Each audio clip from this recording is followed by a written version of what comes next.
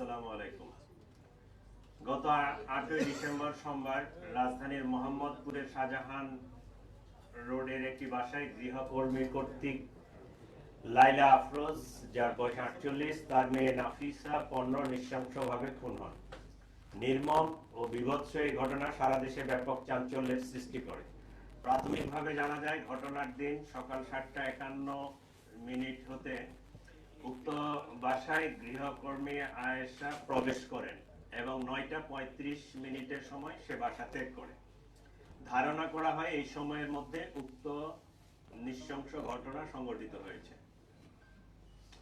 এই ঘটনায় নিহত লাইলা আফরোজের স্বামী বাদী হয়ে মোহাম্মদপুর থানায় একটি হত্যা মামলা দায়ের করে।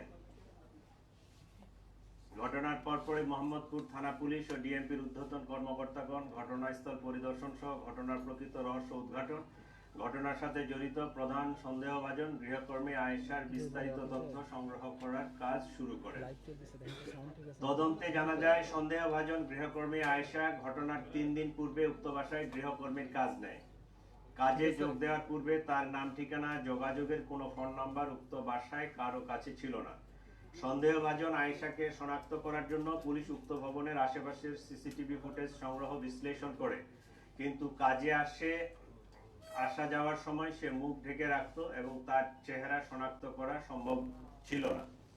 এমনকি তার বাসার ঠিকানাও কেউ জানত না।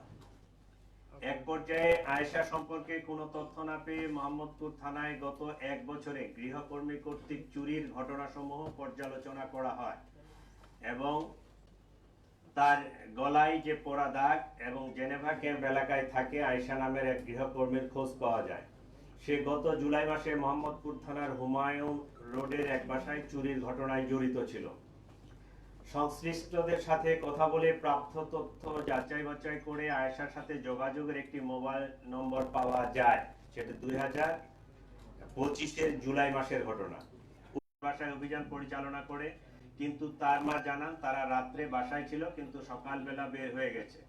আয়েশার মাকে নিয়ে পুলিশ রাব্বির মায়ের বাসাও যায়, কিন্তু সেখানেও তাদের পাওয়া যায়নি।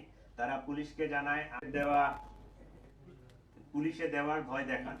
চতুর্থ দিন কাজে আসার সময় আয়েশা বাসা থেকে একটি সুইচ গিয়ার চাকু নিয়ে আসে।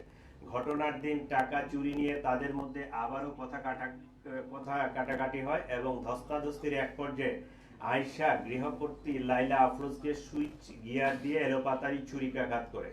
এ সময় তাদের মেয়ে নাফিসা তার মাকে বাঁচাতে এগিয়ে এলে তাকেও ছুরিকাঘাত করা হয়। ছুরিকাঘাতের ফলে অতিরিক্ত রক্তক্ষরণে মা ও মেয়ে দুজনেই মারা যান বলে প্রাথমিকভাবে প্রতীয়মান। ঘটনার সময় আয়েশা নিজে নাফিসার স্কুল ড্রেস পরে বাসা থেকে বের হয়ে যায়। যাওয়ার সময় ব্যাকপ্যাকে একটি ল্যাপটপ, মোবাইল ফোন আরো কিছু জিনিসপত্র নিয়ে যায়।